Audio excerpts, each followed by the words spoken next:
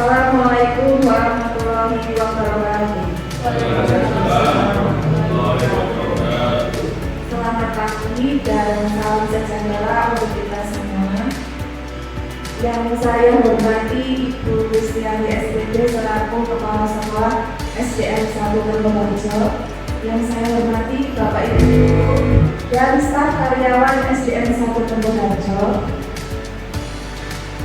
Pertama-tama marilah kita panjatkan puji syukur atas kehadiran Allah Subhanahu wa Ta'ala yang telah melimpahkan rahmat, hidayah, inayahnya sehingga kita dapat berkumpul pada pagi hari ini dalam kegiatan acara diseminasi budaya positif sekolah calon guru penggerak angkatan 7 SDN 1 Teloharjo. Di sini saya selaku pembawa acara ingin membacakan susunan acara pada pagi hari ini.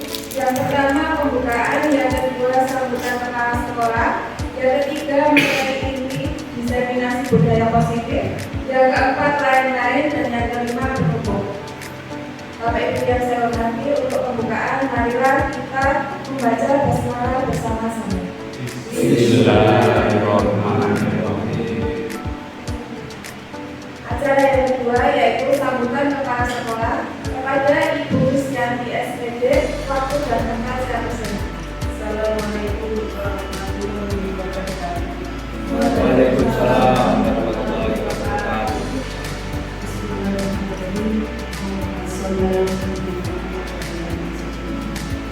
Yang saya hormati Bapak Ibu Guru SDN 1 Teloharjo, marilah senantiasa kita panjatkan puji syukur dan Allah Subhanahu wa Ta'ala karena limpahan karunia pada hari ini kita bisa bertemu bertatap muka dalam keadaan sehat.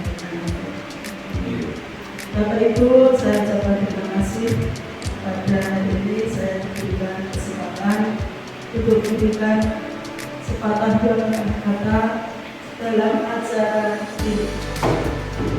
Bapak Ibu yang saya hormati, pada hari ini Ibu Fajar Setia Pati SPD akan memberikan informasi atau pengalaman dalam beliau melaksanakan calon guru penggerak, dan pada saat ini itu tentang diseminasi budaya positif sekolah kita.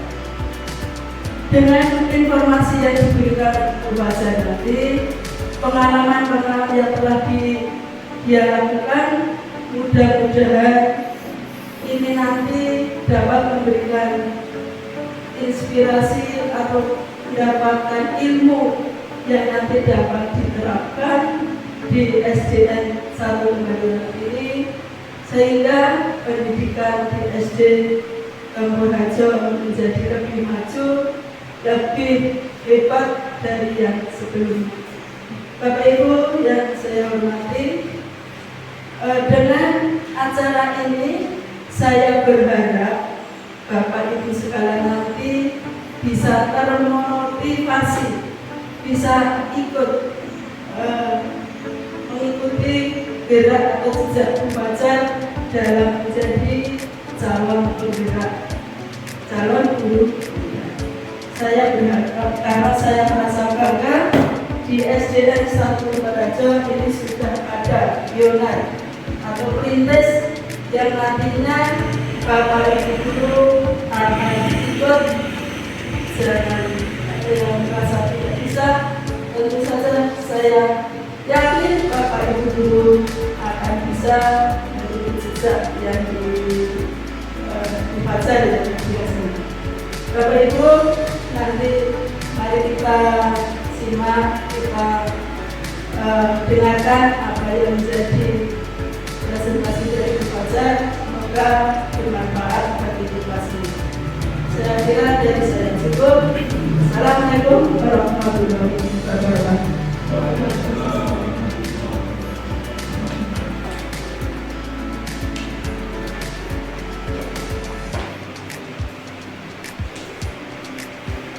terima kasih kami ucapkan kepada Ibu Ismiati selaku Kepala Sekolah SDN 1 Tembur Harjo yang telah memberikan sambutan, semoga bermanfaat untuk kita semua. Bapak Ibu yang saya hormati, acara yang ketiga yaitu materi inti diseminasi budaya positif yang akan disampaikan oleh Ibu Mega Setiawati. Waktu dan tempat kami bersiap.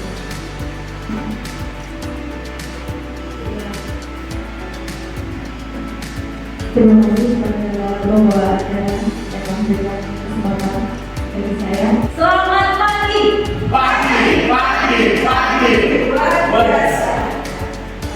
Assalamualaikum warahmatullahi wabarakatuh.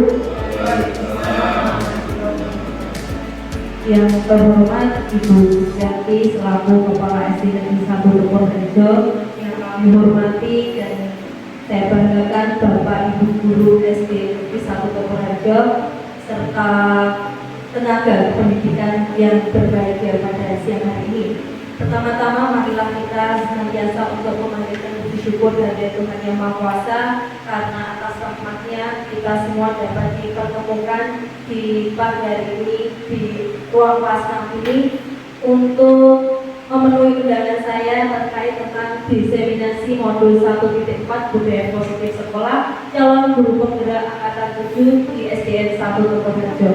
Bapak Ibu, sebelumnya saya ucapkan terima kasih sekali atas kehadiran Bapak Ibu dan juga partisipasi Bapak Ibu yang telah menghadiri undangan saya. Nah, pada kesempatan ini nanti saya akan menyampaikan terkait pemahaman dan pengalaman saya selama mengikuti calon guru penggerak di modul 1.4 terkait tentang budaya positif.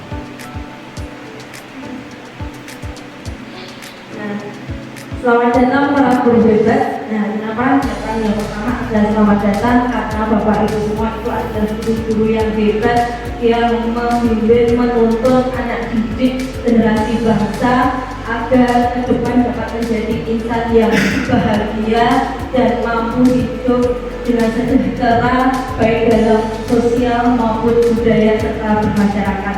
Mari kita belajar bersama, berkolaborasi, saling mendukung demi mewujudkan disiplin positif di sekolah kita yang tercinta ini. Nah, Bapak Ibu, sebelum kita mulai belajar bersama, saya minta 1 menit saja, 60 detik, Bapak Ibu untuk memejamkan mata sejenak, menenangkan hati dan pikiran, mengarahkan semua perhatian untuk fokus belajar, menghadirkan rasa ingin tahu, syukur dan welas asih. Jadi nanti Bapak Ibu quiet time 1 menit, memejamkan mata, rasakan kemudian apa yang selama ini telah Bapak Ibu lakukan dan intinya adalah perasaan apa yang Bapak Ibu rasakan pada saat ini. Ya cukup, terima kasih, boleh buka matanya. Nah, sekarang ada yang ingin menyampaikan perasaan apapun itu yang saat ini Bapak Ibu rasakan. Dan saya rasakan bahwa pendidikan selama ini merasa tugas menjadi beban kita yang harus kita laksanakan karena memang berat karena anak-anak itu generasi emas yang kita bisa menuntun membimbingnya bagaimana cara kita itulah menjadi beban kita agar anak didik menjadi anak-anak yang luar biasa, anak yang hebat. Terima kasih. Terima kasih, luar biasa sekali. Tapi setelah mempersiapkan mata, saya merasa sedih karena selama ini saya merasa belum sepenuhnya memberikan pengetahuan saya, mendidik saya intinya kurang maksimal. Dan saya tadi berpikir motivasi bagaimana cara saya menyampaikan apa yang saya tahu, cara mendidik yang sudah itu bagaimana dan seterusnya. Terima kasih. Ya, terima kasih sekali Pak Riki. Baik Bapak Ibu, tadi kita sudah menenangkan pikiran. Saya harap Bapak Ibu sudah dapat fokus ya untuk kita belajar pada siang ini. Konsentrasi. Konsentrasi. Nah, Bapak Ibu, ini ada pertanyaan, 3 pertanyaan nih. Setuju atau tidak setuju? Yang pertama, hukuman dapat mendisiplinkan anak. Kalau saya setuju, karena hukuman seperti apa dulu yang diberikan. Dengan diberikan hukuman, insya Allah nanti anak-anak merasa jelas dan tidak mengulangi perbuatan yang sudah dilakukan atas kesalahannya tadi. Terima Jadi kasih. anak itu diberikan hukuman untuk dapat merubah perilaku yang salah menjadi Kalau Pak Riki tidak setuju, kenapa? Tidak setuju karena hukuman itu kan ada yang fisik dan ini apa ya psikis ya. Nah kalau hukuman fisik itu kalau menurut saya itu tidak setuju. Untuk disiplin anak itu lebih baik kita beri masukan, kita beri saran untuk mendidik ke anak yang lebih disiplin dan lebih baik. Terima kasih. Terima kasih. Jadi ada yang setuju dan tidak. Nah, sekarang yang pemantik yang kedua, pemberian hukuman dengan hal positif seperti membaca atau membersihkan halaman sekolah dapat meningkatkan disiplin anak. Setuju atau tidak setuju? Setuju. Ya, karena setuju deh. Yang ketiga, memberi penghargaan dapat meningkatkan motivasi belajar anak. Ya, bagian besar semuanya setuju.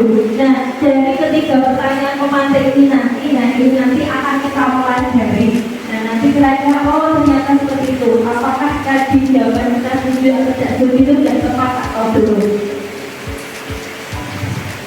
Nah, Bapak Ibu, konsep pertama pada modul budaya positif ini nanti kita akan belajar tentang para perubahan paradigma belajar, kemudian tentang yang kedua tentang disiplin positif, yang ketiga tentang kebutuhan dasar manusia, kemudian tentang motivasi perilaku manusia, posisi kontrol restitusi, keyakinan kelas, dan yang terakhir tentang segitiga restitusi.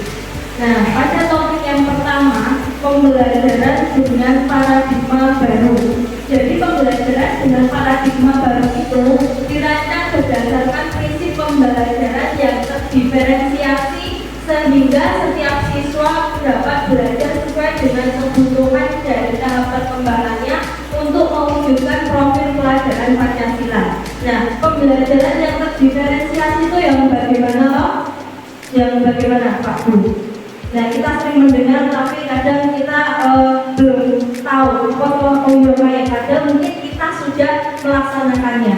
Jadi pembelajaran terdiferensiasi itu adalah pembelajaran dengan terlebih dahulu mendata kebutuhan peserta didik. Jadi peserta didik kita itu belajarnya itu apa, atau pengen belajar apa, kode belajarnya itu bagaimana, dan kita sebagai guru itu memfasilitasi dengan mempertimbangkan karakter peserta didik itu masing-masing sehingga mereka dapat maksimal untuk belajar. Misalnya murid saya, kami itu dia fokus belajar atau dia itu dapat mudah belajar jika dengan contoh-contoh. Nah, saya memfasilitasi dengan ayo kita belajar ini matematika mengerjakan banyak soal, hari ini kita bahas berapa. Tapi beda lagi kalau si Ika itu lebih fokusnya membaca. Nah, jadi kita menyediakan banyak bacaan, referensi bacaan. Beda lagi dengan si Hildan, dia lebih fokus belajar itu dengan mendengarkan audio atau melihat video. Jadi kita menyediakan media pembelajaran yang berbentuk video. Nah, itu tadi yang namanya pembelajaran berdiferensiasi. Jadi kita mengidentifikasi karakter peserta didik kita, dia fokus belajarnya gimana, dan kita memfasilitasi. Memang agak kalau dibandingkan murid ya, karena kita kan punya banyak sekali murid ya kan, dan berbeda-beda pasti. Nah, itulah tantangannya, tantangan bagi kita. Sehingga kalau semua itu dapat dipenuhi nanti, insya Allah profil pelajar Pancasila dapat diwujudkan. Masih ingat Pak Bu, profil pelajar Pancasila itu ada berapa komponen?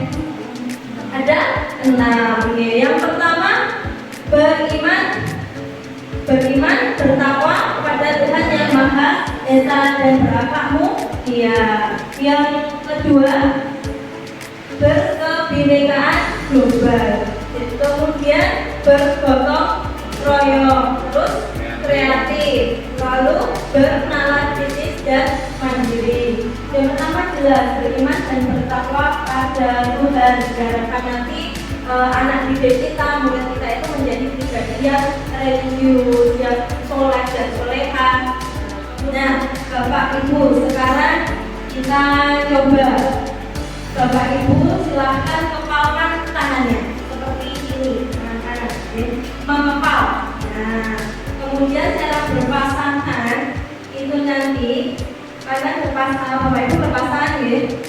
Misalnya A dan B, misalnya Pak Nakiman dan Pak Kiki. Pak Nakiman menulis secara kertas kemudian digenggam. Nah, kemudian Pak Kiki berusaha dengan sekuat tenaga untuk membuka genggaman Pak Nakiman. Intinya mau mengambil si kertas itu. Nah, bisa dengan cara rayuan apapun, ya. Bisa cara membujuk, mengancam, menghadik, merayu, menyuap, apa saja. Pokoknya intinya Pak Nakiman nanti mau bersedia untuk membuka tangannya. Terus dengan kekuatan penuh tidak bisa dibuka, ya dirayu, dibujuk-bujuk, nah, memupaki dan sebagainya. Betul ya?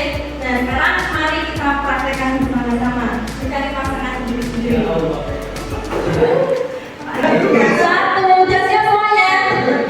Oke, 1, 2, 3. Itu adalah sesuatu berharga.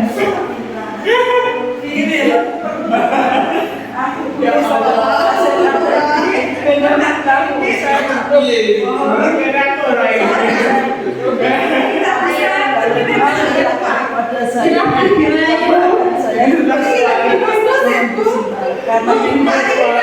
Itu suatu darah bebas belajar.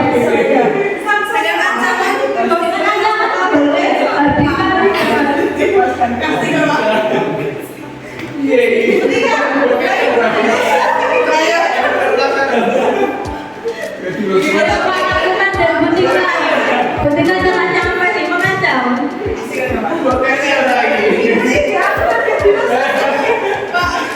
Belum.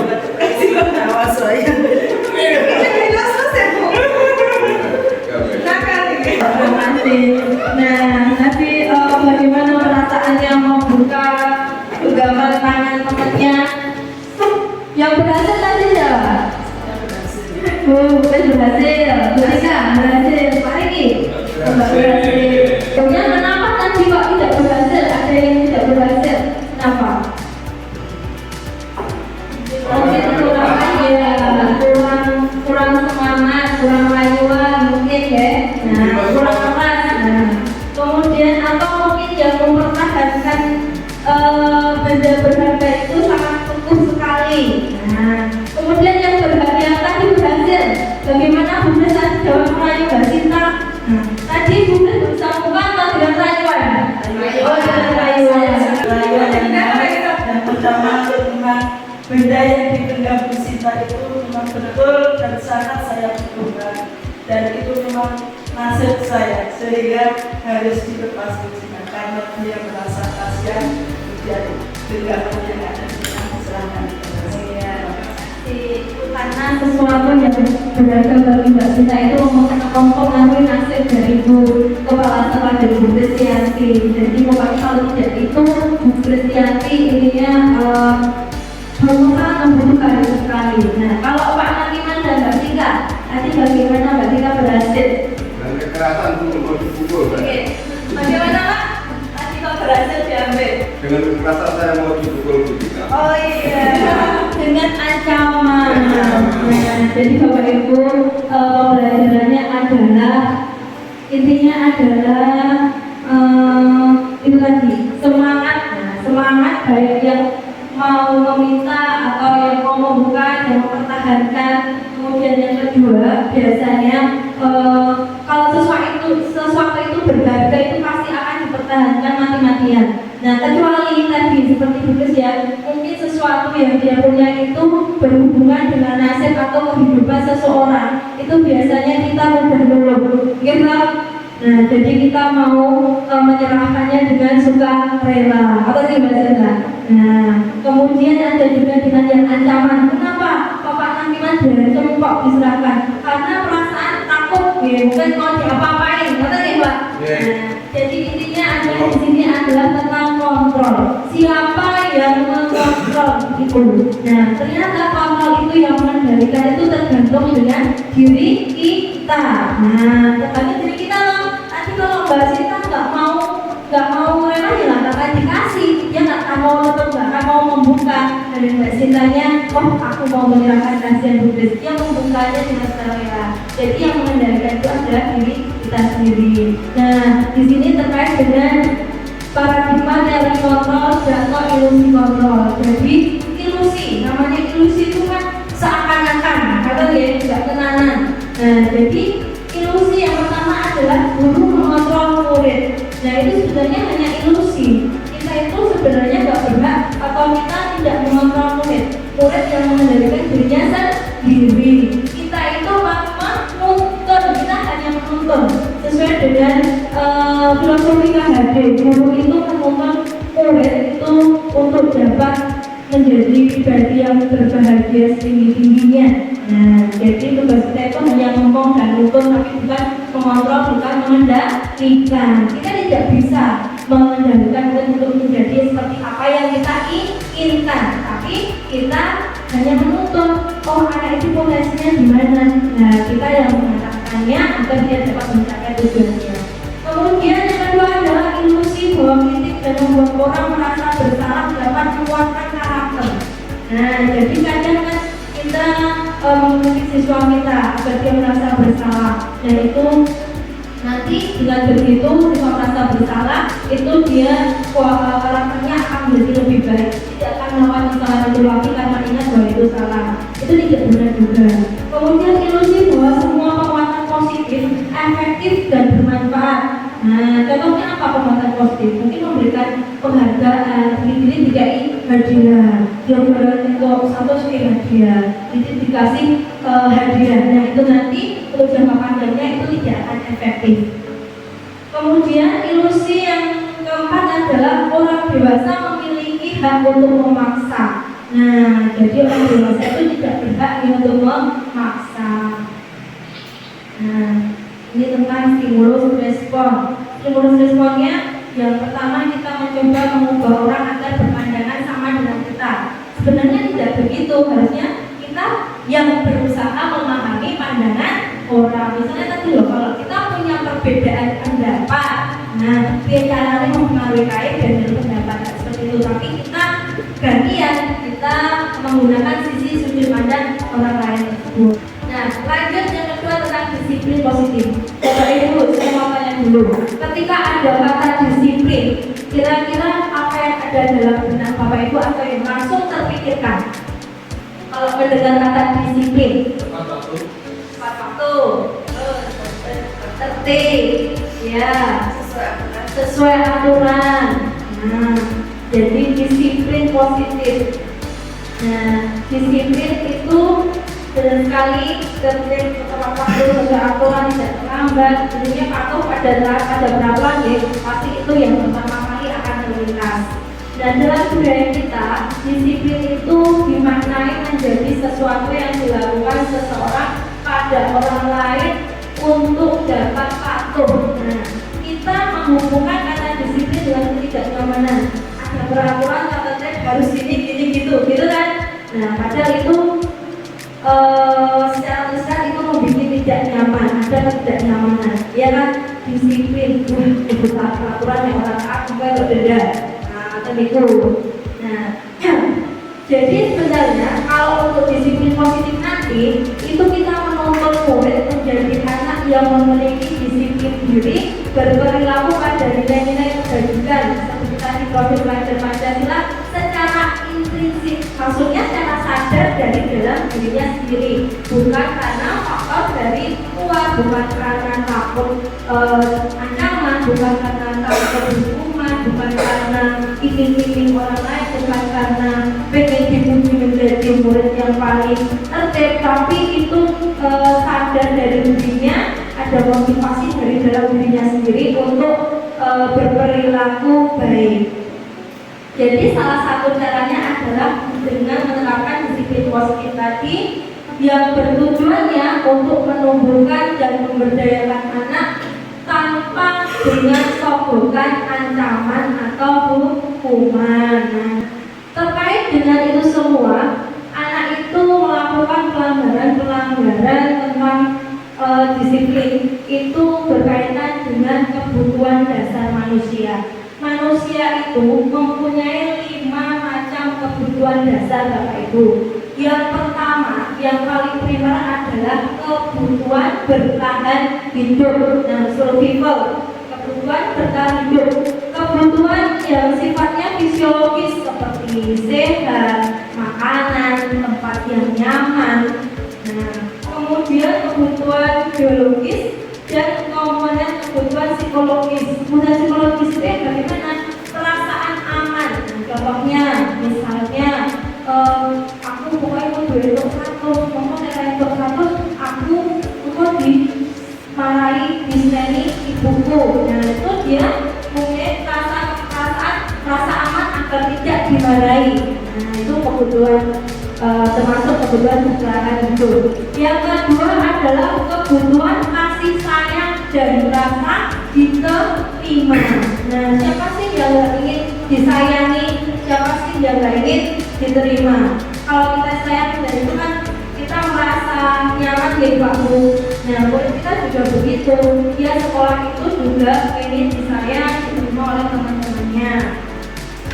Kemudian kebutuhan pengakuan dan penguasaan. Nah, ini pengen merasa diakui. Nah, itu biasanya memotivasi manusia untuk melakukan hal-hal yang hebat. Misalnya pengen diakui menjadi terampil, menjadi komponen, menjadi kompeten. Nah, itu pengen merasa diakui dan juga perasaan ingin menguasai. Aku ingin jadi ketua kelas, aku ingin jadi pemimpin dan sebagainya. Kemudian kebutuhan kebebasan, aku ingin bebas. Nah, terus terakhir adalah kebutuhan untuk kesenangan. Misalnya si Aldi mau ngucapke sepatune Hana nangis, Aldi guyu. Nah, itu dia kenapa? Dia merasa senang setelah si Hana nangis waktu diucap sepatune. Itu berarti Aldi membutuhkan perasaan senang, itu tadi yang dia butuhkan. Hanya saja cara yang dia lakukan salah. Nah, itu tentang kebutuhan dasar manusia. Nah, kebutuhan dasar manusia tadilah yang akhirnya memotivasi perilaku manusia. Motivasi perilaku manusia itu ada dorongan yang timbul diri seseorang secara sadar atau tidak sadar untuk melakukan suatu tindakan dengan tujuan tertentu. Nah, motivasi perilaku manusia yang pertama itu biasanya dia melakukan sesuatu itu untuk menghindari ketidaknyamanan atau hukuman. Ya, misalnya dia upacara pakai seragam komplit. Nah, mungkin karena apa? Agar nanti tidak dihukum kalau saya pakai seragam. Kalau saya tidak pakai seragam, nanti saya dihukum untuk berdiri di sebelah barat. Nah, itu motivasinya. Itu termasuk motivasi eksternal atau internal? Eksternal, karena bukan dari dirinya. Yang kedua, motivasi untuk mendapatkan imbalan dari orang lain atau institusi, ingin mendapatkan penghargaan. Aku pengen begitu kampus terus ben aku mau disenangi guru. Nah, itu kan motivasinya berarti dia ingin dihargai, mendapatkan imbalan, ben aku mau juara itu hadiah. Nah, seperti itu. Nah, yang terakhir adalah motivasi untuk menghargai diri sendiri. Nah, inilah nanti yang namanya motivasi internal. Jadi yang dari dalam konsekuensi karena imbalan, tidak karena tidak mau mendukung. Nah, itu tadilah tujuan dari disiplin positif. Nah, ini tadi yang terkait dengan memantik pertanyaan di awal. Nah, pernah mendengar kata konsekuensi? Nah, sering kita mengistilahkan menyebut hukuman dan konsekuensi itu sama, tapi sebenarnya itu berbeda. Nah, hukuman itu selalu menyakitkan. Nah, kalau konsekuensi tidak harus. Dan hukuman biasanya itu membuat anak sakit, baik itu fisik maupun psikis, intinya ada perasaan sakit dan tidak nyaman dalam jangka waktu lama. Tapi kalau konsekuensi itu hanya tidak nyamannya dalam jangka waktu pendek saja. Kemudian kalau hukuman, anak mengganti kedisiplinan karena takut. Nah, kalau konsekuensi itu stimulus atau tanggapan.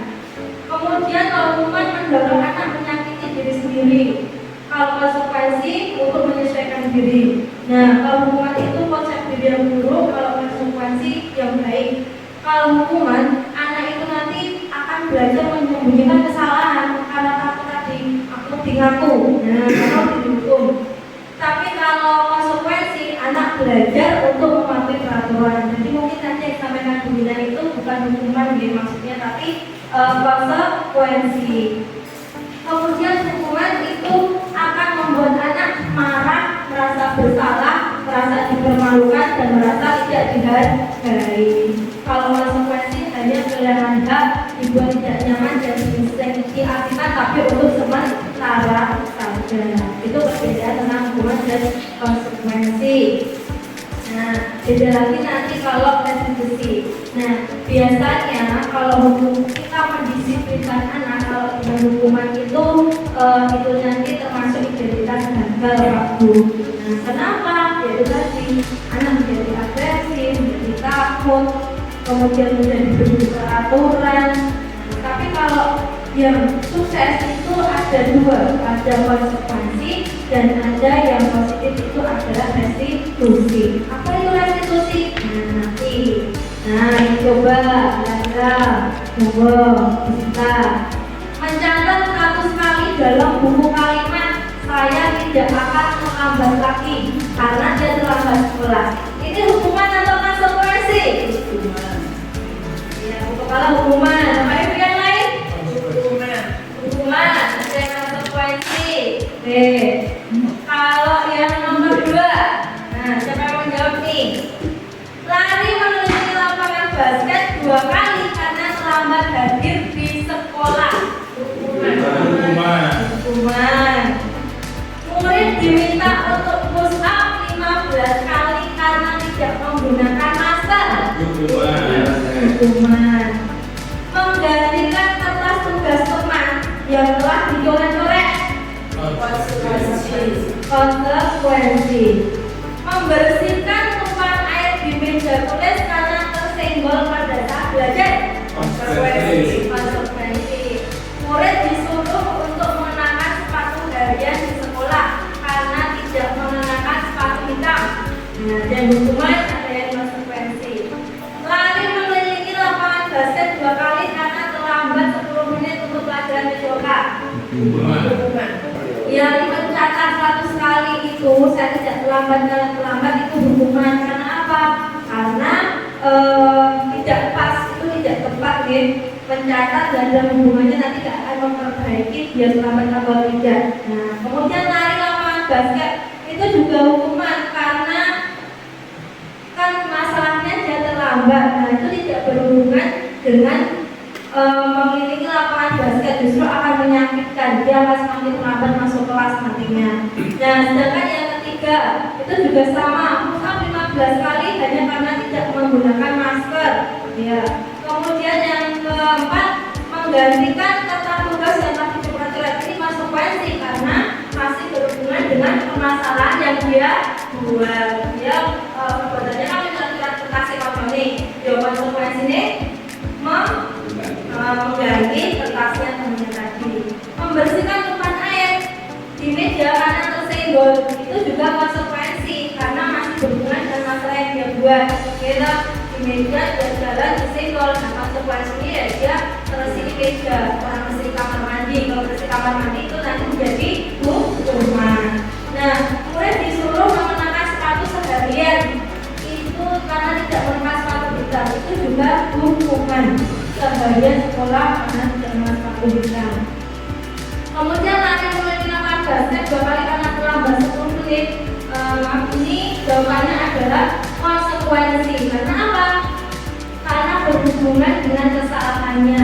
Dia pelanggaran olahraga kan. Nah dia terlambat tidak datang 10 menit. Nah kemudian konsekuensinya lari, masih berhubungan dengan pembelajarannya. Jadi itu ya. Sekarang sudah paham terkait hukuman dan konsekuensi.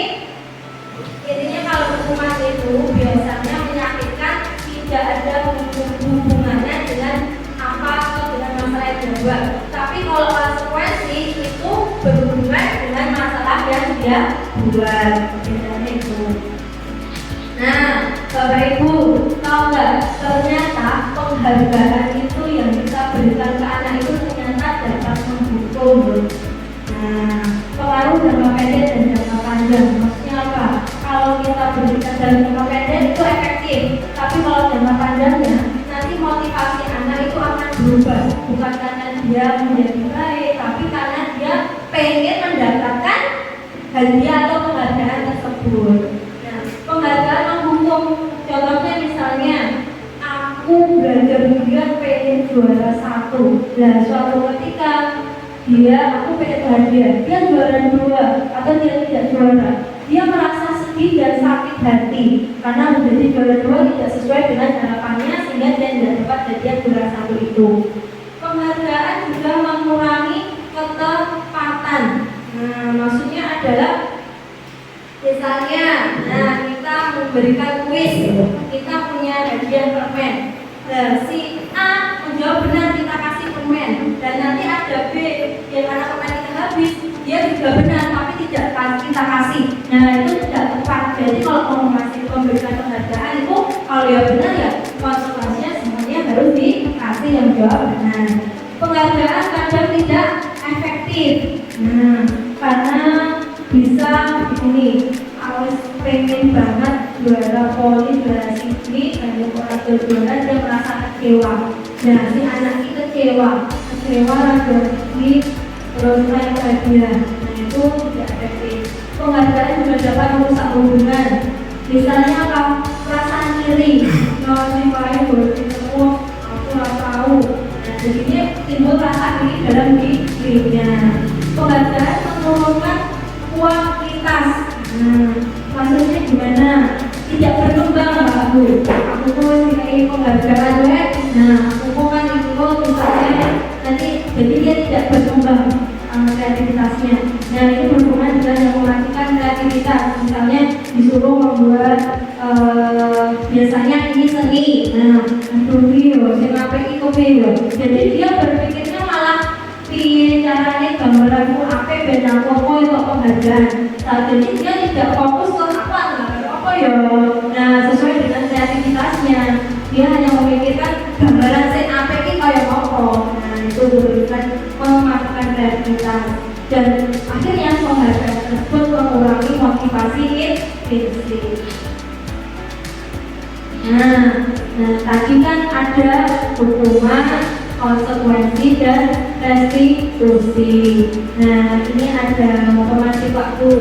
Dalam sebuah acara pesta ulang tahun teman Anda menanyakan gelas, apakah Anda akan membiarkan dia membayar harga gelas yang dipecahkannya? Dan dengan sudah gelas. Nah dengan mau minta ganti rugi gelas, betul tak? Kemudian yang kedua, Anda sudah jadi bertemu dengan teman Anda, namun ternyata dia juga memiliki janji penting sehingga yang terpaksa naik taksi untuk menemui teman Anda itu adalah Anda. Apakah Anda nanti akan meminta ganti biaya taksi ini? Jangan, betul pakai lah. Nah, masih pakai. Kemudian pegawai Anda membuat kesalahan yang menyebabkan kerugian finansial pada perusahaan. Pegawai tersebut menawarkan untuk bekerja lembur tanpa bayaran. Apakah Anda akan menerimanya kira-kira? punya usaha sound system kan, rusak barangnya. Aku kok kayak tanggapan rasa dibayar mas tenang. Nah kira-kira dengan mau menerimanya betul. Menarik sekali ya. Nah, jadi Bapak Ibu, jika seseorang berbuat salah pada kita dan kemudian dia menawarkan sebuah tindakan untuk memperbaikinya, itu biasanya kita langsung agak menolak. Gak usah kurang apa, wes biasa wae, betul tak? Nah, gitu. Nah, padahal kebiasaan itu mungkin bagi kita nggak apa-apa, tapi bagi orang yang berlaku salah kan dia menawarkan, berarti dia merasa bersalah kok, aku tak mau lagi. Nah itu nanti mereka menjadi tidak nyaman, nah atau merasa semakin bersalah. Jadi kita itu hanya cenderung berfokus pada kesalahannya dan mencari kesalahan orang tanpa memperbaiki diri. Kita lebih fokus pada cara mereka membayar akibat daripada mengembalikan harga diri mereka. Nah, sebagai seorang guru sama, ketika murid kita melakukan kesalahan, kira-kira dari 1, 2, 3, 5 ini mana tindakan yang akan Anda lakukan? Yang pertama, menunjukkan kesalahannya dan memintanya melihat kesalahannya baik-baik. Atau yang kedua, mengatakan kamu seharusnya tahu bagaimana kamu seharusnya bertindak. Atau mengingatkan murid Anda akan kesalahannya sama di waktu sebelumnya. Oh, dari itu ini tadi dibaranin toh. Atau bertanya padanya, kenapa kamu melakukan sesuatu yang seharusnya tidak kamu lakukan? Atau yang terakhir, mengkritik dan mendiamkannya. Poin pertama, kesalahannya dan memintanya melihat kesalahannya. Kedua, kamu ternyata tahu kamu tuh yang bertindaknya bagaimana yang benar, lekat masjid. Kalau mengkritik dan menjauhkannya itu karena mungkin ibu kalau anak murid kita itu rakoso, kalau dibiarkan. Baik Bu, nah restitusi itu sendiri adalah jadi kita itu nanti berusaha untuk menghilangkan hukuman dan mengurangi konsekuensi. Tapi yang akan kita coba lakukan adalah dengan restitusi. Restitusi itu adalah proses menciptakan kondisi bagi murid untuk memperbaiki kesalahan mereka, sehingga mereka bisa kembali pada kelompok mereka dengan karakter yang lebih kuat. Jadi kolaboratif antara murid dan guru, jadi bekerja sama. Guru itu nanti memfasilitasi, kita menanyakan solusi apa yang bisa kamu berikan. Jadi tidak diskusi yang murid salah murid. Nah, kira-kira benar orang, kira-kira mungkin cara untuk memperbaiki diri. Dengan apa? Dengan memberikan pemantik-pemantik menuntut agar si murid itu sendiri nanti yang menemukan solusi dari permasalahannya. Nah, jadi proses kolaboratif yang mengajarkan murid untuk mencari solusi untuk masalah mereka dan membantu murid berpikir tentang orang seperti apa mereka ingin menjadi tujuan mulia dan bagaimana mereka harus memberikan yang lain. Nah, ciri-ciri dari restitusi itu bukan untuk menebus kesalahan, tapi untuk belajar dari kesalahan. Dan yang kedua adalah memperbaiki hubungan. Akhirnya kan praktek kembali lawan tadi. Nah, bukan untuk merusak hubungan. Kemudian di sini tawaran, bukan paksaan.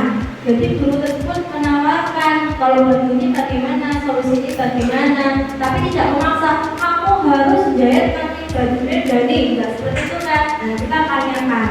Kemudian restitusi itu menuntut untuk melihat ke dalam diri dan mencari kebutuhan dasar yang mendasari tindakan.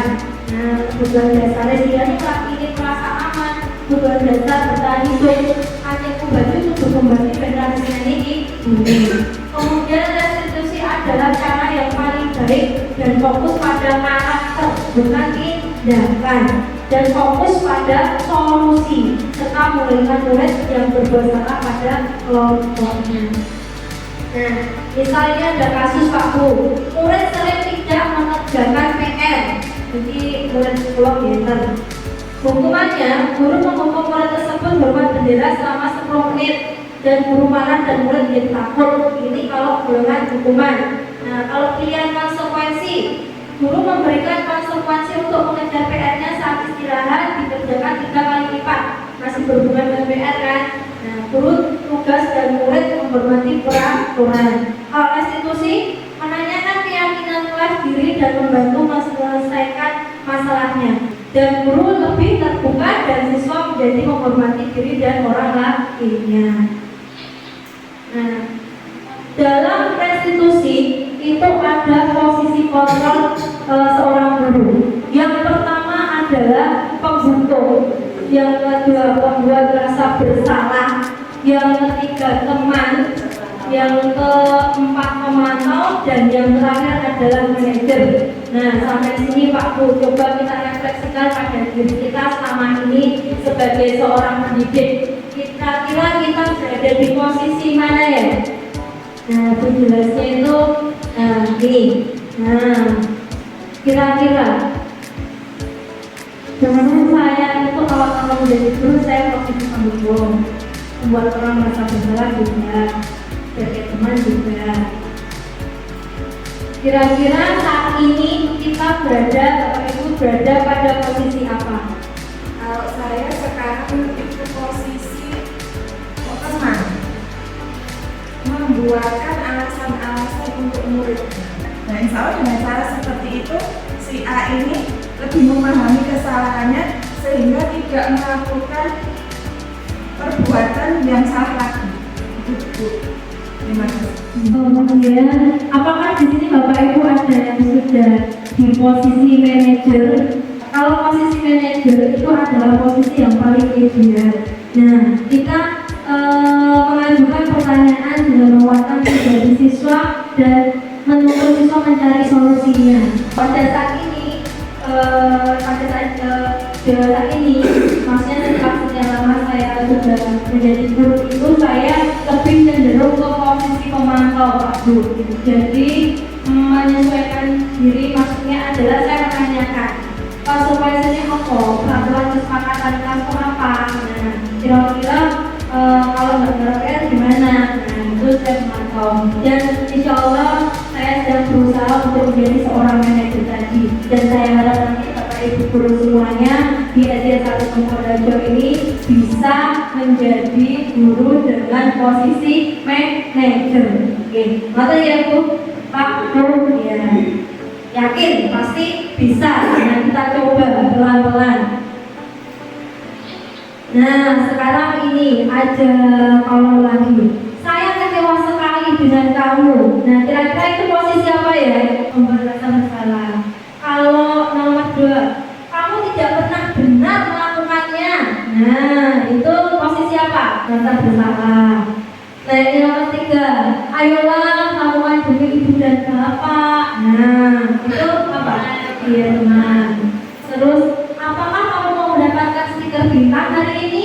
Kemudian, bagaimana kamu bisa menyelesaikan masalah ini? Nah, ini posisi apa Pak Bu? Manajer. Dan itu pantau. Kamu selalu yang paling terakhir. Nah, ini apa ini? Penghukum. Nah, yang kecewa tadi benar-benar kamu tidak pernah hadir. Nah, itu menghukum ya. Ayolah kakak dan bapak, itu teman. Stiker, pemantau. Nah, benar bagaimana menyelesaikan masalah? Itu manajer. Kamu selalu sekali juga menyelesaikan salah. Nah, itu penghukum. Nah Pak Bu, yang selanjutnya adalah tentang keyakinan kelas. Keyakinan kelas itu apa Pak? Mengapa kita tidak peraturan saja? Mengapa harus keyakinan kelas? Mengapa kita memiliki peraturan menggunakan helm? Mengapa kita harus gunakan 3M pada saat COVID kemarin? Nah, mengapa kita datang tepat waktu? Nah, intinya kan sudah ada aturannya, ada hukumannya.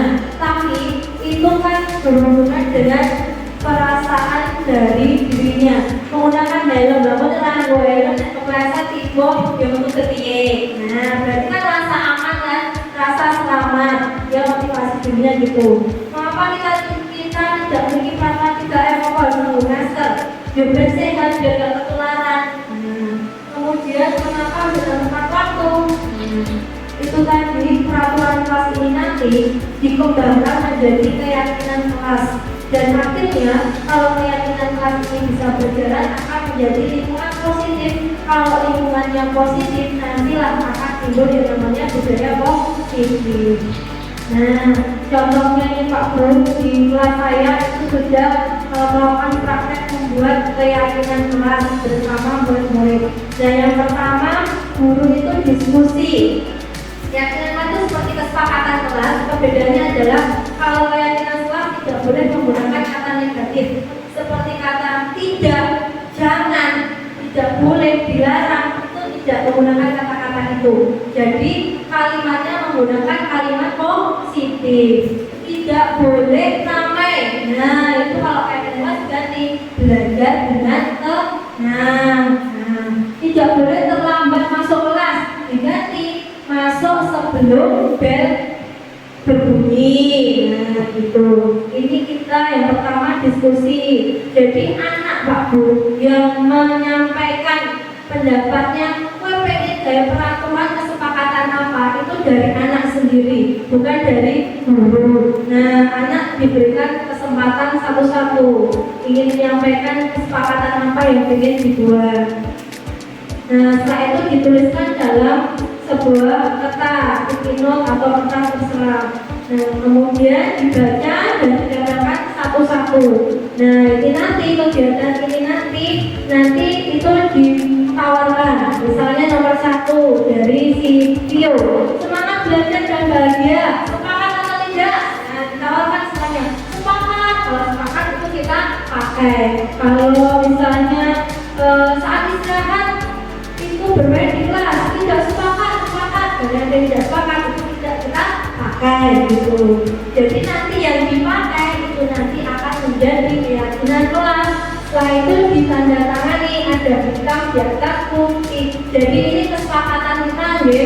Jadi ini kontrak kita, misalnya gitu. Dan itu bisa dibuat di desain terserah, mungkin di Pak Guru atau dibuat MMP, dan itu dianjurkan dipasang di dinding kelas agar anak bisa melihat, bisa menghafalkan dan akhirnya diyakini dan dilaksanakan. Nah, ini nanti proyeknya adalah setelah ini nanti Bapak Ibu besok itu bersama anak didik untuk membuat keyakinan kelas. Satu boten. Jadi nanti pas membuat silahkan didokumentasikan. Nah, didokumentasikan dalam ada kelas. Jadi kita sudah ingin membuat budaya positif. Jadi intinya pertama, budaya positif itu syaratnya apa? Setiap kelas atau sekolah itu mempunyai keyakinan kelas atau keyakinan sekolah yang dibuat berdasarkan diskusi antara siswa dengan guru. Guru hanya memfasilitasi sebenarnya. Betul ya Pak Guru? Siap? Siap. Alhamdulillah siap. Nah, bagaimana pembentukan keyakinan kelas itu? Lebih abstrak dari peraturan, universal dalam bentuk positif, sedikit saja, nggak perlu banyak-banyak Pak, nggak hanya 5. Misalnya muridku hanya 10, tapi sih disepakati hanya 5, nggak apa-apa, itu aja nggak apa-apa. Yang penting kan sudah mewakili. Kemarin ada yang misalnya harus mas berbaris sebelum masuk, kemudian menggunakan seragam. Nah, itu di saya menjadi bersikap disiplin. Kan sudah masuk dalam disiplin lah, baris, menggunakan seragam, bentak, karena sudah masuk di disiplin. Jadi dibuat lebih abstrak. Sesuai dengan kondisi dan semua warga sekolah dilibatkan. Nah, ada buktinya, ada tanda tangan kalau sudah disepakati. Nah, ini contoh ya, contoh keyakinan atau kesepakatan kelas. Kesepakatan keyakinan kelas 1 misalnya. Ini kan tertib itu kan sudah umum. Tertib umum itu terus melaksanakan berpikir kan sudah masuk ke tertib. Nah, selalu kembalikan buku ke tempatnya. Keyakinan kelasnya apa ini? Dia tertib waktu, disiplin waktu ya. Dilarang menggunakan orang lain. Ini bukan keyakinan ya. Kenapa? Karena menggunakan kata-kata dilarang. Nah, terus lebih lagi saling menghormati, saling menyayangi sesama teman.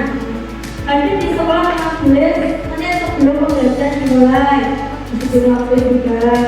Dilarang melawan kekerasan. Ini bukan keyakinan kelas, karena dilarang. Kita ubah menjadi bentuk positif. Apa? Menyayangi. Dilarang menggunakan narkoba. Nah, mungkin peduli dengan kesehatan jika begitu. Jaga kesehatan. Bergantian atau menunggu giliran. Diberikan antri sambil positif. Gunakan masker. Nah, jaga kesehatan ya. Jangan berlari di kelas atau koridor. Berjalan dengan tenang misalnya. Itu tadi, insya Allah kalau kita sudah berkeyakinan kelas dan anak mau melaksanakannya akan meminimalisir tentang pelanggaran waktu. Nah, kalaupun ada permasalahan atau kasus yang tidak sesuai, itu kita gunakan yang namanya segitiga restitusi. Segitiga restitusi itu adalah proses menangani per kasus siswa, tapi dengan cara mencari solusi, dengan cara diskusi, mencari solusi untuk memecahkan masalah bersama, tidak langsung menjat atau memberikan hukuman dan konsekuensi. Ditanya dulu akar permasalahannya apa, ini tidak duduk bersama. Terus karena kepinginnya apa? Nah, kenapa kamu melempar-lempar bukunya Zahra? Lah aku seneng boleh nanti Zahra kiki bunga-bunga kiki nangis. Nah, berarti kan dia butuh kesenangan. Nah, itu nanti tugas kita mengarahkan ke boleh kesenangan yang lain, tidak dengan cara seperti itu. Nah, dalam segitiga restitusi itu ada 3 langkah. Yang pertama adalah menstabilkan identitas. Itu membuat anak yang merasa gagal berbuat salah menjadi positif terhadap dirinya. Misalnya guru berkata begini, berbuat salah itu hal yang manusiawi. Pak guru juga pernah terlambat. Nah, misalnya gitu. Terus langsung gue telat-telat. Nah, mau telat? Langsung begitu. Tapi pertama kita harus dulu. Dan mungkin begini Pak Guru, dalam realisasinya mungkin kita sudah mempraktekkan itu gitu. Nah, hanya saja kita belum tahu mungkin idealnya kita restitusi. Nah, mungkin belum secara kopi saja. Tidak ada manusia yang sempurna. Nah, semua orang itu pasti punya salah. Nah, jadi bisa atau kita pasti bisa menyelesaikan masalah ini. Yakin? Kenapa kamu nggak masuk? Saya nggak punya sepatu. Nah, sepatu saya rusak. Nah, akhirnya kan ditanya. Semua orang itu pasti punya masalah. Yakin pasti kita bisa menyelesaikannya. Jadi menguatkan. Kalau kamu menyalahkan dirimu sendiri terus, apa kamu bersikap baik pada dirimu sendiri? Kemudian langkah yang ketiga adalah validasi kebutuhan. Jadi kita tanyakan, kita identifikasi, ini murid itu butuh apa toh? Nah, misalnya seperti itu. Apa yang penting bagi kamu? Misalnya, maukah kamu belajar cara lain untuk mendapatkan yang kamu butuhkan tanpa harus mengumpul? Kemudian yang terakhir adalah menanyakan keyakinan. Nah, kira-kira apa yang kita percaya di kelas kita? Nilai-nilai apa yang kita sepakati? Kamu ingin jadi anak yang seperti apa toh? Jadi kalau urus akademik ini berarti permasalahannya apa? Kita tanyakan yang ini. Nah Pak Bu, berikut ada contoh tentang penerapan segitiga restitusi.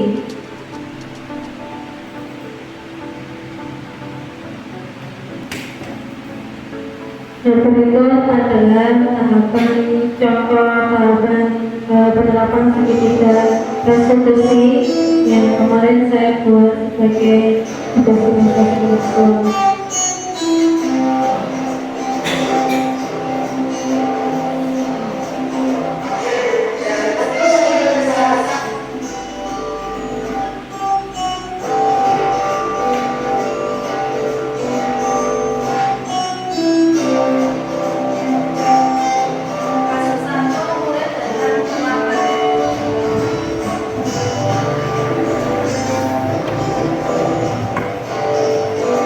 Pada suatu pagi seorang murid berlari menuju ruang kelas 6. Dia terlambat begitu. Ini sedang pembelajaran.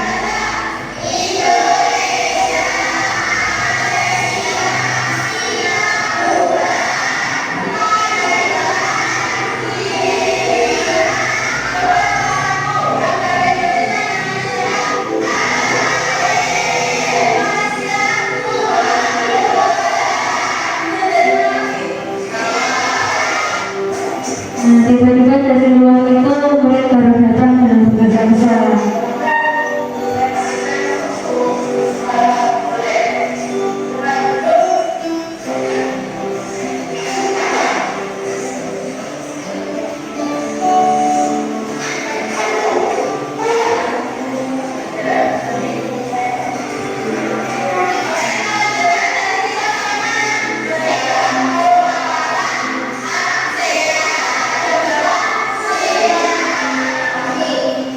Ini anaknya tidak diskusi dulu.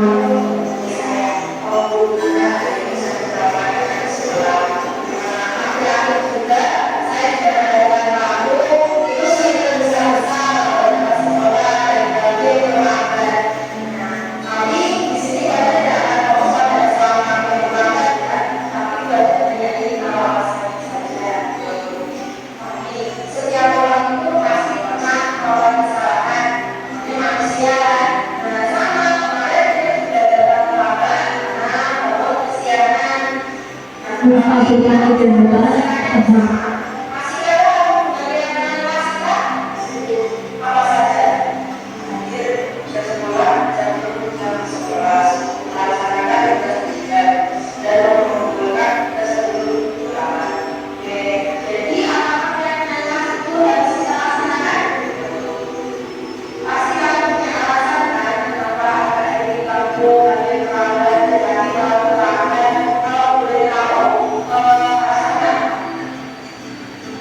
Bisa menanyakan alasan yang bagus.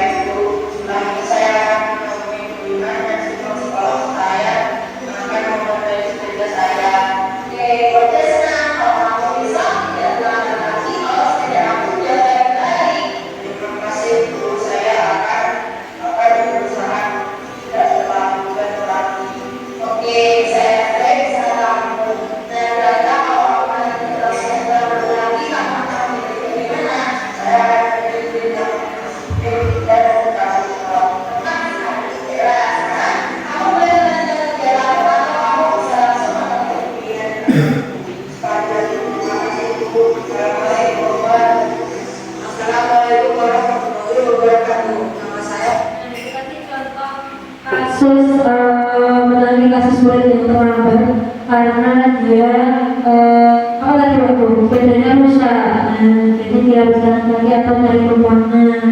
Kalau yang pergi nggak ada, bapaknya jual di kota, ibunya juga ada. Akhirnya kita lakukan solusi. Solusinya adalah membuka ruang tabung untuk memperbaiki sepeda. Betul-betul yang masalah pertama. Nah, tapi kita juga punya teknologi yang sering terlambat. Itu kita fleksibel, kita sesuaikan kondisinya. Yang jadi kita cari tahu dulu akar permasalahannya, kenapa dia terlambat dulu. Setelah itu kita bantu untuk menyelesaikan masalahnya.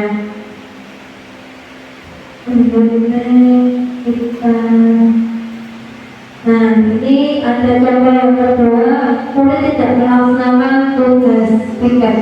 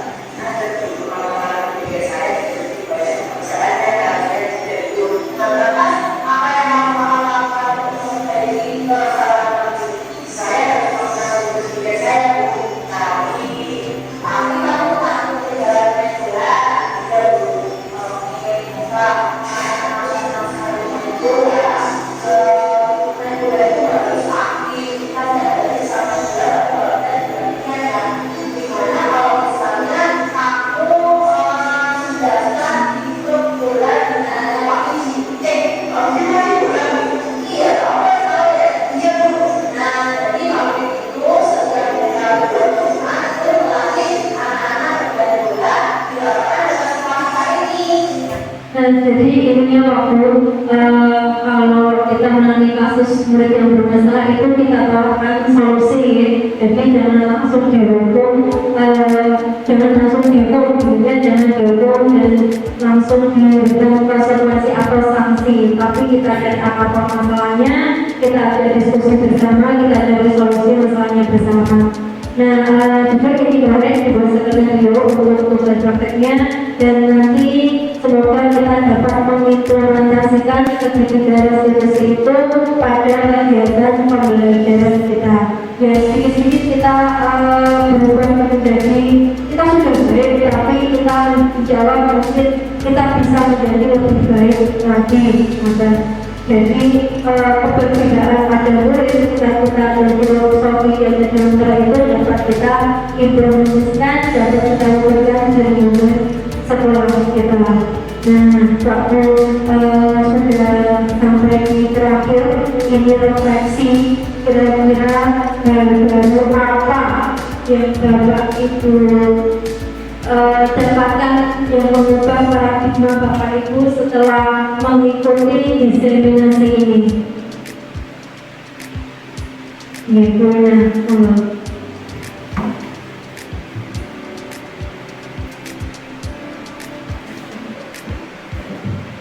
Terima kasih atas waktu yang diberikan, Bu.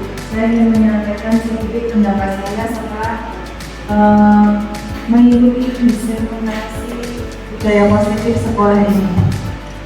Jadi yang saya dapat bahwa di kelas itu harus ada sebuah tata tertib yang dibuat oleh para siswa yang dimulai dari keyakinan siswa masing-masing. Karena dengan dimulai dari keyakinan, berarti siswa itu percaya bahwa apa yang akan dilakukannya itu membuahkan hasil. Jadi keyakinan tersebut sudah bukan lagi siswa menganggapnya sebagai aturan. Jadi lebih mudah untuk menjalankannya. Jadi apa yang dilakukannya nanti dia sudah punya mindset, oh bahwa kalau aku nanti begini hasilnya pasti begini. Jadi siswa sudah merasa tidak terbebani dengan tata tertib yang mereka buat sendiri.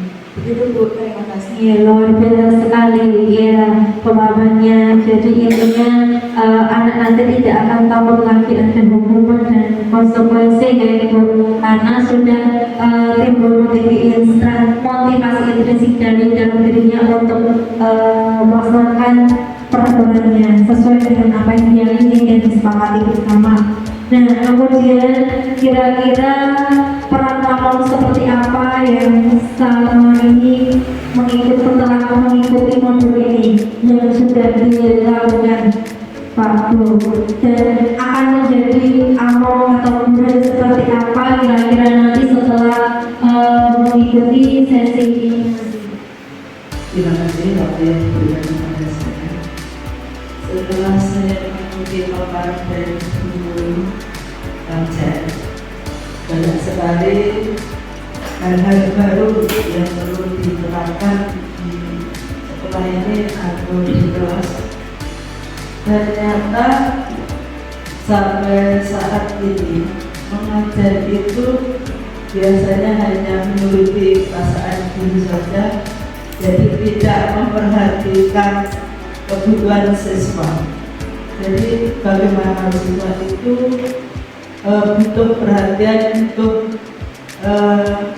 perlu diperhatikan. Jadi kemampuan, keinginan itu perlu diperhatikan. Jadi dengan pembelajaran yang telah disampaikan tadi, mudah-mudahan nanti dapat bisa diterapkan di kelas bagus sekali, dan ini bisa menjadikan kelas menjadi lebih baik. Terima kasih. Itu tadi yang disampaikan oleh Bu Yanti, luar biasa juga. Jadi intinya mau mindset kita ya Bapak Ibu, mindset kita sebagai guru yang selama ini kontrol itu ada pada guru, tapi ternyata tidak. Kita harusnya berusaha untuk memfasilitasi apa yang dibutuhkan oleh peserta didik kita. Saya sendiri pun menjalankannya memang yang khusus sangat kesulitan juga karena tapi ini adalah tahap atau proses belajar. Jadi sidik-sidik ya orang apa yang sebenarnya mau planning banyak anak itu kan memang sedikit besar lebih keras, tapi ini tantangan kita sebagai guru. Nah, dalam penerapan program disiplin positif nanti hendaknya guru memiliki standar kepribadian profesional dan sosial baik, karena kita adalah teladan bagi anak didik kita. Yang namanya teladan itu kan dicontoh.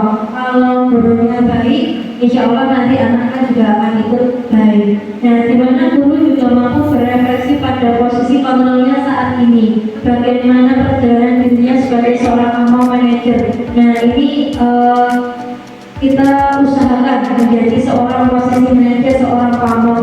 Kita anggap anak didik kita itu seperti anak kita sendiri. Namanya ngomong anak itu ya supaya menengahi, butuh kesabaran. Intinya adalah sabar. Yang menuntut murid menjadi insan yang mandiri, merdeka dan bertanggung jawab sesuai dengan standar nasional pendidikan. Dan Bapak Ibu, terima kasih sekali atas perhatian, partisipasi dan juga waktunya kepada hasil kegiatan saya ini.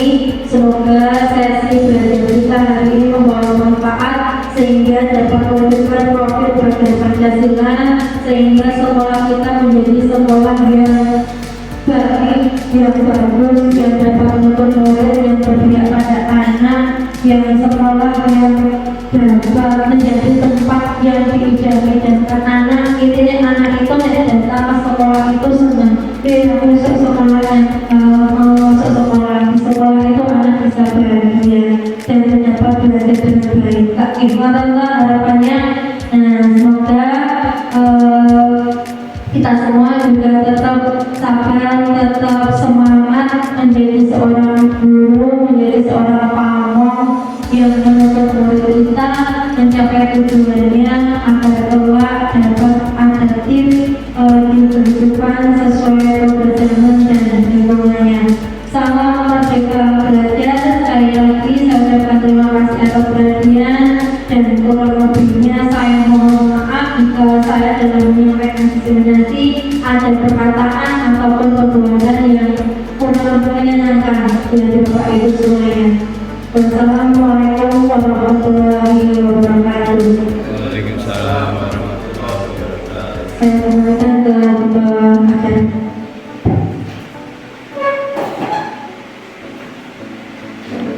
Terima kasih kami ucapkan kepada Ibu Hajah Setiawati yang telah menyampaikan materi diseminasi yang sangat luar biasa.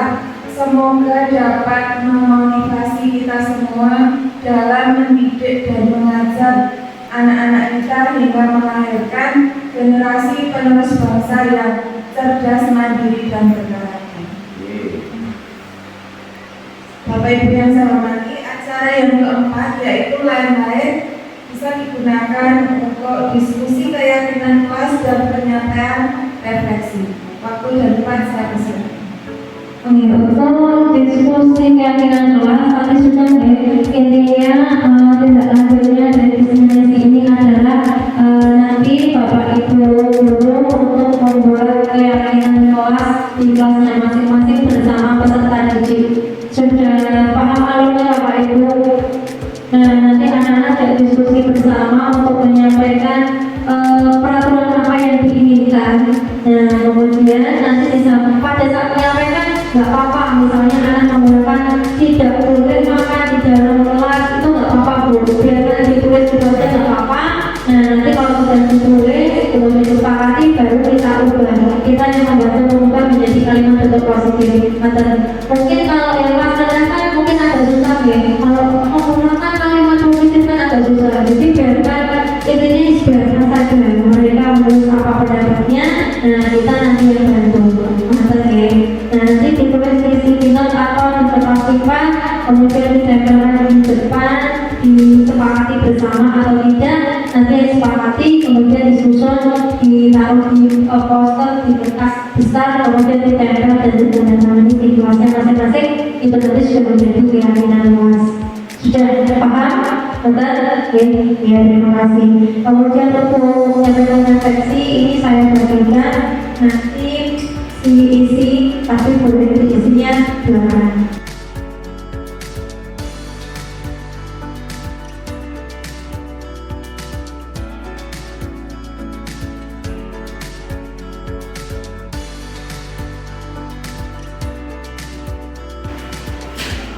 Terima kasih atas referensi tanggapan dan juga sarannya Bapak Ibu. Saya kembalikan lagi ke pembawa acara. Demikianlah Bapak Ibu acara pada hari ini, yaitu tentang diseminasi budaya positif sekolah. Semoga memberikan manfaat dan dampak yang positif untuk sekolah kita menjadi sekolah yang lebih maju. Ada kurang dan lebihnya saya mohon maaf dan terima kasih atas perhatiannya. Wassalamualaikum warahmatullahi wabarakatuh.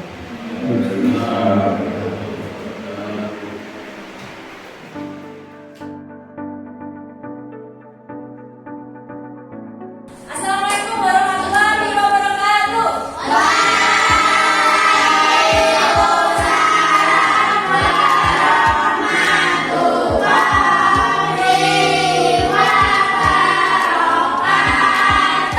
Selamat pagi. Luar biasa. Apa kabar hari ini? Alhamdulillah luar biasa. Tetap semangat, siap belajar. Pada pagi hari ini kita agendanya akan membuat yang namanya keyakinan kelas. Apa? Keyakinan kelas ini apa tuh? Ada yang mau menyampaikan? Apa? Ya, kalau menyampaikan apa? Ya, Bang, apa keyakinan kelas itu menurutmu? Kesepakatan kelas. Ada yang lain? Ya, keyakinan kelas itu ngobrol lah, misalnya gitu. Buat apa toh?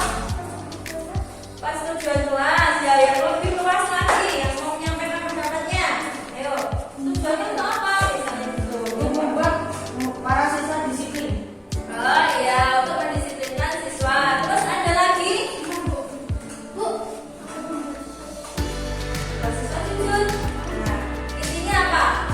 Jadi benar keyakinan kelas itu hampir sama dengan kesepakatan kelas, tapi dengan budaya positif, yaitu untuk seperti semacam peraturan yang dibuat berdasarkan kesepakatan dari kelas atau kesepakatan bersama antara siswa dan guru, antara siswa dan siswa. Nah, peraturan itu dibuat atas kesepakatan bersama menggunakan kalimat yang positif. Nah, kalimat positif itu yang bagaimana, Bu? Yang tidak mengandung kata-kata negatif. Nah, kemarin kan kalian sudah pernah membuat kesepakatan kelas, toh?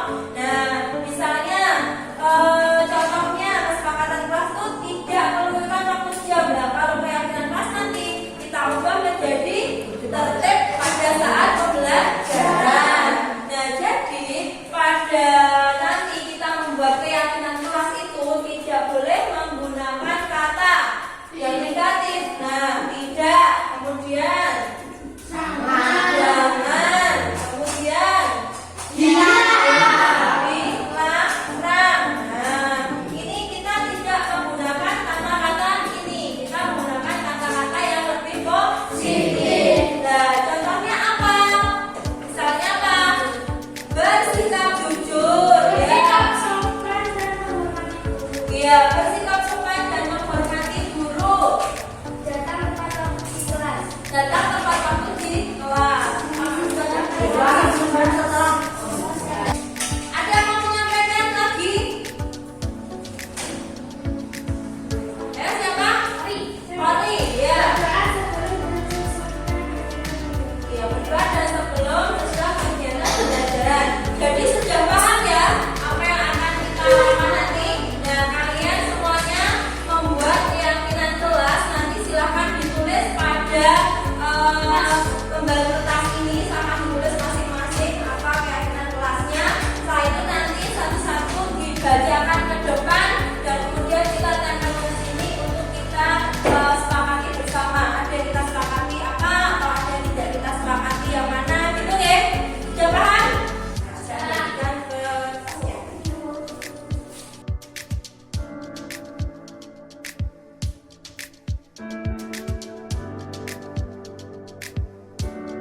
Ayo, silakan dituliskan apa keyakinan masing-masing.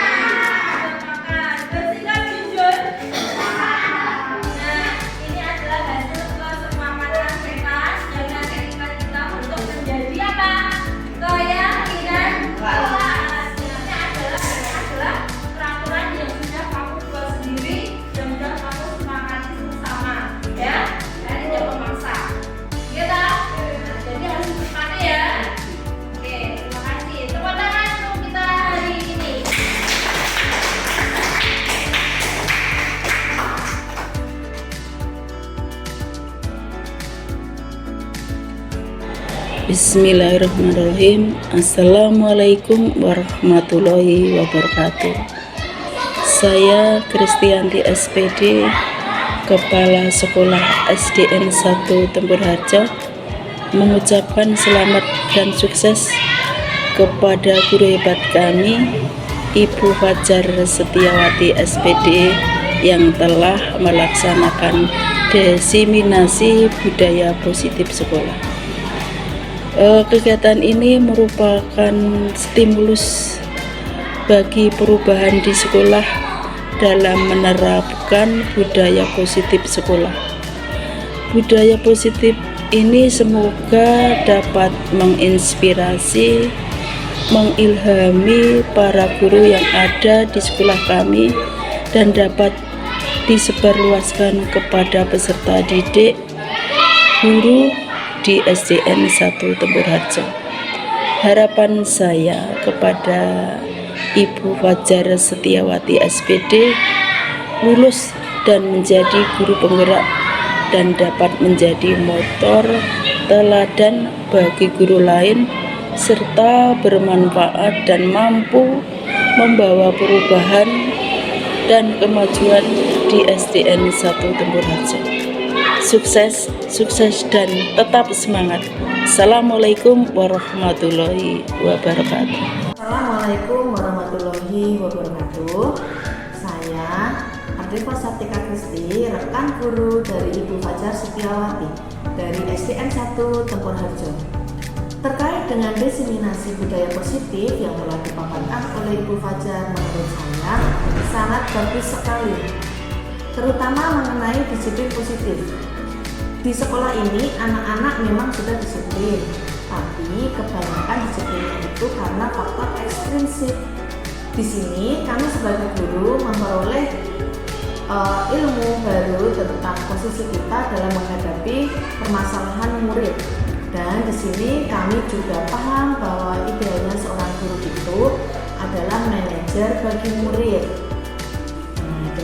Dengan adanya diseminasi dari Ibu Fajar, kami jadi tahu bagaimana menerapkan segitiga restitusi untuk menangani murid yang bermasalah. Semoga dari diseminasi ini Bapak Ibu guru di SDN 1 Tempur Harjo dapat mengimplementasikan budaya-budaya positif sehingga mampu mewujudkan murid yang berkarakter positif. Terima kasih Bu Fajar atas ilmunya, sukses EGP-nya, dan wassalamualaikum warahmatullahi wabarakatuh.